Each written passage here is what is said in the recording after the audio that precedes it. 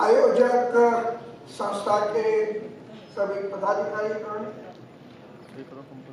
प्रदेश अध्यक्ष आदरणीय बाबूलाल जी मोहता साहब, इस प्रकल्प को लेने के लिए गत 4 वर्षों से प्रयासरत आदरणीय किशन जी मुंडरा साहब इस प्रकल्प को सफल बनाने के लिए गत 7 वर्षों से हर समय हमारा साथ देने वाले, या यूं कहूं कि हम सभी सामाजिक कार्यकर्ताओं के पीठ पर अपना वरद हस्त रखने वाले आदरणीय डॉक्टर श्रीकांत जी बाल्दी साहब, जो माहेश्वरी समाज के प्रथम IAS हैं। जब बाल्दी साहब जब IAS बने, he was the first IAS of Maheshwari committee. तो आदरणीय बाल्दी साहब, साथ ही साथ हिमाचल के इलेक्शन से डिक्लेयर होने की वजह से और पुलिस डिपार्टमेंट पर बहुत ज्यादा लोड वहां पर होने की वजह से, क्योंकि आए दिन प्राइम मिनिस्टर हिमाचल में जा रहे हैं, फिर भी इतनी व्यस्तताओं के बावजूद यहाँ पर आए भी है भाई रोहित जी मालपानी,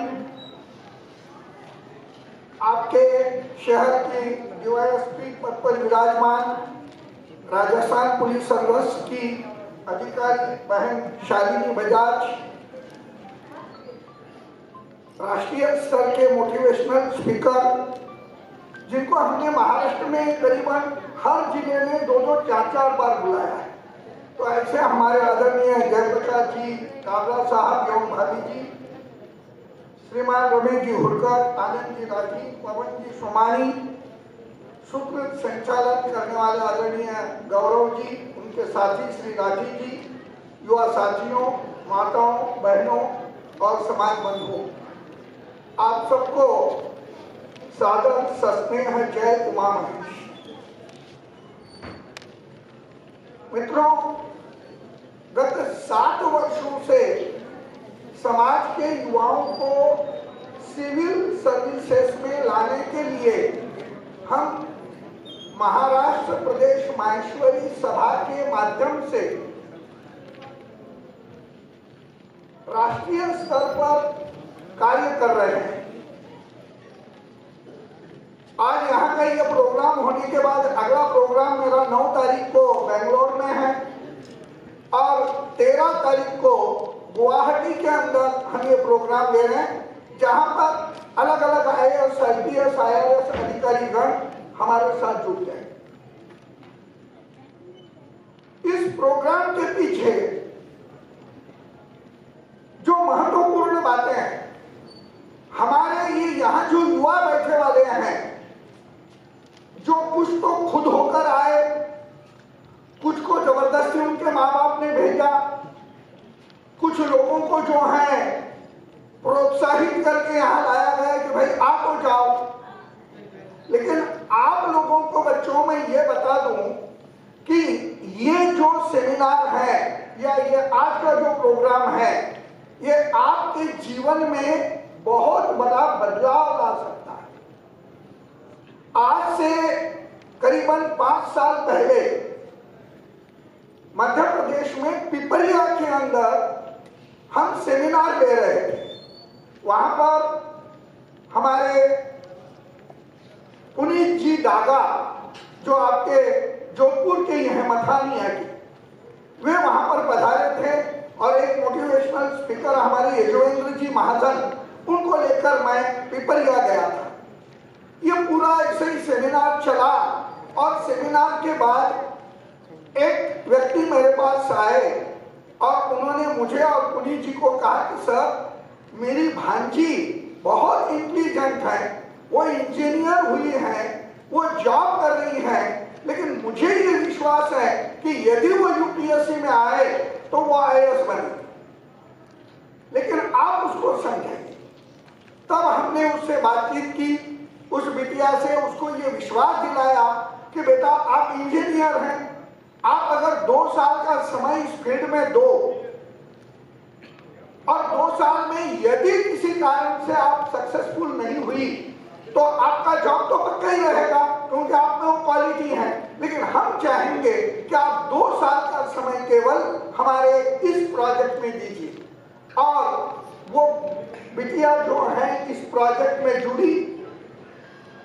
जानकारी के लिए फर्स्ट अटेम्प्ट के अंदर वो इंडियन रेलवे अकाउंट सर्विस में सेलेक्ट हुई। उसके साथ जो बिटिया दूसरी सेलेक्ट हुई वो ओम जी बिरला की बेटी अंजलि बिरला। तो अंजलि बिरला और राधिका बाहेती ये दो लड़कियां इंडियन रेलवे अकाउंट सर्विस में सेलेक्ट हुई। उसके बाद उसने मुझे कहा कि अंकल अपना टारगेट तो आईएएस है, अब क्या करूं? मैंने बोला कोई बात नहीं बेटा, इसकी ट्रेनिंग ज्वाइन करो और उसका प्रिपरेशन चालू रखो। उसके बाद उसका प्रिपरेशन उसने फिर से किया। निश्चित रूप से आदरणीय वाजी साहब का कंटिन्यूअस उसको मार्गदर्शन था। और आपकी जानकारी के लिए सेकंड अटेम्प्ट में राधिका गुप्ता और राधिका बाहेती, मध्य प्रदेश में मारवाड़ी समाज को, व्यापारियों को, बनियों को गुप्ता बोलते हैं, एक्चुअली उनका सरनेम है बाहेती। तो Radhika Gupta stood 18th in UPSC and she became the IAS officer। तो हमारा कहना यह है कि इस प्रोजेक्ट में से न जाने कौन सा एक चिंगारी भड़क जाए और वो जो है अगर IAS IPS बन जाए तो इस प्रयोजन का, इस आयोजन के पीछे इन लोगों ने जो मेहनत की है उसका निश्चित रूप से फल मिलेगा। बहुत सारी बातें हैं यूपीएससी को लेकर। पहली बात तो यह है कि हम लोगों को यूनियन पब्लिक सर्विस कमीशन या स्टेट पब्लिक सर्विस कमीशन, जिसे राजस्थान एडमिनिस्ट्रेटिव सर्विस बोलते हैं, इसके बारे में जानकारी नहीं। क्योंकि वहां का टाबरे ना मालूम है कि तुम मैट्रिक हुई हो और तुम्हें या तो सीए बनना है या फिर डॉक्टर या इंजीनियर बनना है। बहुत सारा लोग आपा बाण्या तो बाण्या उनका वजह से आपा बोला भाई देश डॉक्टर बनने के वास्ते पहली बात तो तने एमबीबीएस करना उसी तो 5 साल और 2 साल बिता इंटर्नशिप का 7 साल लग जासी। बिका बाद एमबीबीएस होने के बाद भी की फायदों को नहीं तो फिर तने एमडी एमएस की तो भी करना पड़ती। बिका में और 2-3 साल लग जासी और पीछो लागसी जी को अलग। और इतना होने के बाद भी आजकल मोनोक्लिनिक यानी अकेला को दवाखाना तो चालक बनी मल्टी स्पेशलिटी हॉस्पिटल नापनो पड़सी, बीमा करोड़ों रुपया की लागत लागसी। तो बेटा तू डॉक्टर हो लागत घटते 30 साल गुजर जासी और करोड़ों रुपया लग जासी, वो तो फायदा को धंधों को नहीं। तू एक काम कर ले, तू सीए हो जाए, क्योंकि सीए होने के वास्ते 2 लाख रुपए से ज्यादा खर्चो लागे को नहीं और बेटो अपने सागे रहे तो झंझट नहीं। हम यूपीएससी एमपीएससी की कहीं बात ही नहीं, ना उनको कोई बताता है और ना ऐसे कोई प्रोग्राम हो रहे हैं तो उनको आने के लिए कोई प्रेरणा देता है। अब हमने हमारी धारणाएं बना रखी है। पहली बात तो यह है कि नहीं जी साहब वो एमपीएससी यूपीएससी में रिजर्वेशन होता है और इसलिए हमारे बच्चों का वह नंबर नहीं लगता। अब मेरा आप सबसे पूछना है, यहाँ पर बैठे हुए जो माता पिता है उनसे कहना है कि रिजर्वेशन कितना है? 50% बराबर, 50% से तो ज्यादा नहीं है और बाकी 50% जो अवेलेबल है हम उसका बेनिफिट क्यों ना उठाएं? अब 50% ग्लास भरा हुआ है ऐसा क्यों बोल रहे हैं? बाकी 50% खाली है ना साहब। और जहां पर भी माहेश्वरी युवा गया है यूपीएससी एमपीएससी में, वहां पर उसने सक्सेस ही पाया। ये हमारा पिछले 7 साल का रिकॉर्ड है, हमारा ये ऑब्जर्वेशन है। तो रिजर्वेशन की बात को अपने दिमाग से निकाल दे। और वैसे भी हर स्टेट में अब ईडब्ल्यूएस इकोनॉमिकली वीकर सेक्शन के लिए 10% रिजर्वेशन है। निश्चित रूप से राजस्थान में भी होंगे, राजस्थान गवर्नमेंट का गैजेट भी आप देख लें तो 10% रिजर्वेशन आपके लिए भी अवेलेबल है। और ना हो तो भी हमारी क्षमताएं, हमारी प्रज्ञा, हमारी बुद्धि इतनी प्रगल्भ है कि हम निश्चित रूप से उसमें सेलेक्ट होंगे।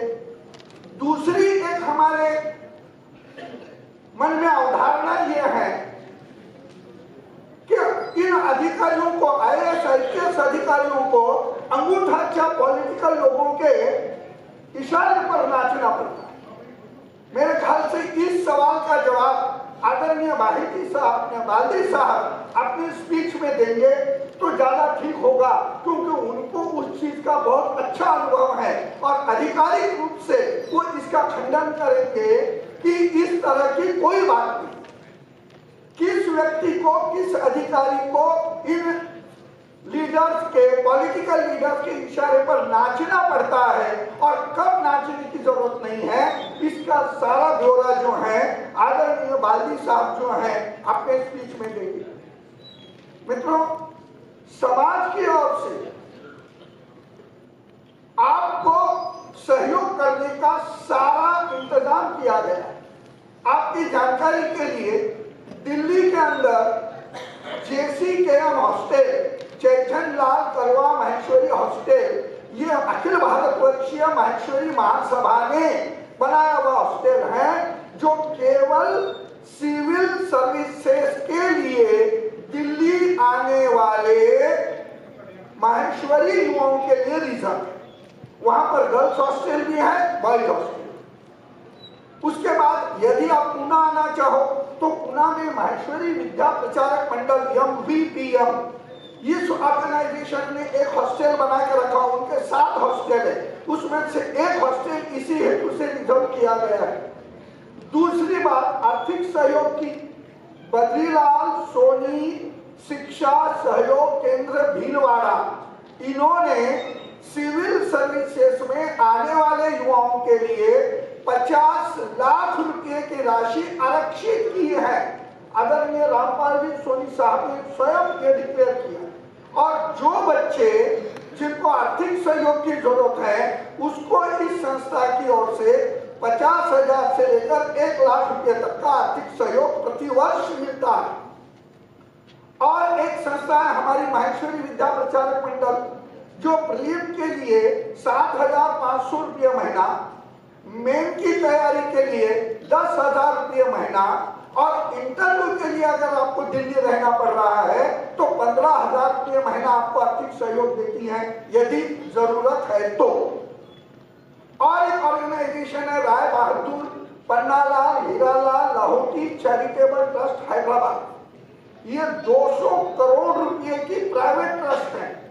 उस लाहौटी ट्रस्ट के अध्यक्ष आदरणीय सुरेश जी लाहौटी साहब ने मुझे खुद बताया कि दरद जी, जहां पर भी आपको ऐसा लगे कि ये बच्चा ब्रिलियंट है, ये जरूर यूपीएससी क्रैक करेगा, आप उसको रिकमेंड करें। उसको मैं जो भी हॉस्टल की फीस रहेगी, कोचिंग की फीस रहेगी, उसका चेक मैं डायरेक्ट उस हॉस्टल या कोचिंग इंस्टीट्यूट के नाम पर दे दूंगा। तो आपके लिए हॉस्टल का इंतजाम है, आपके लिए आर्थिक सहयोग का इंतजाम है, और आपके लिए मार्गदर्शन करने वाली एक बहुत बड़ी टीम यहाँ पर तैयार है। आपके लोकल के अंदर शालिनी जी बैठी हैं। लोकल के कुछ बच्चों को यदि कोई प्रॉब्लम आए, उनको कुछ जानकारी चाहिए, तो उसका क्लेरिफिकेशन आप शालिनी जी बाजार से ले सकती हैं। हमारे पास इस प्रोजेक्ट में सहयोग करने के लिए आदरणीय बाल्दी जी के अलावा आदरणीय विपिन कुमार जी माहेश्वरी, जो additional director general of police है मध्य प्रदेश, वे हमारे साथ जुड़े हुए हैं। अर्चित जी चांडक IPS, वो हमारे साथ जुड़े हुए हैं। सौम्या शर्मा चांडक IAS, वो हमारे साथ जुड़ी हुई हैं। उसके बाद श्रीमान Santosh ji Ajmera IAS director election commission to Delhi, वो हमारे साथ जुड़े हुए हैं। ऐसे कई अधिकारीगण इस प्रोजेक्ट में आपको सहयोग करने के लिए जुड़े हुए हैं। रही बात सक्सेस की, तो मैं आपको बता दूं, अभी जो दीपक करवा पिछले साल IAS बने, लास्ट अटेम्प्ट था दीपक का, it was the 6th attempt of Deepak. अगर वो पहले के 4 या 5 अटेम्प्ट में प्रयास करना छोड़ देते तो 6ठे अटेम्प्ट में दीपक करवा IAS नहीं बनते। तो कंसिस्टेंसी, ये जो बात है, इस बात को भी हमको ध्यान में रखना है। बाकी समाज के युवाओं को जहां पर भी सहयोग की आवश्यकता है, वे आदरणीय किशन जी मुंडरा साहब के संपर्क करें, वहां से वो मुझसे बात करेंगे। और जो भी हॉस्टल के अरेंजमेंट है, यहाँ पर मेरे ख्याल से बीकानेर के अंदर भी JCKM हॉस्टल के ट्रस्टी निश्चित रूप से होंगे उनके रिकमेंडेशन के ऊपर हम जो है उस हॉस्टल में एडमिशन दिलवा देंगे। यदि हमसे किशन जी मुंडरा साहब आदरणीय मोहता जी यदि रिकमेंड करें कि इस युवा को आर्थिक सहयोग की जरूरत है तो उसको आर्थिक सहयोग का इंतजाम हो जाएगा।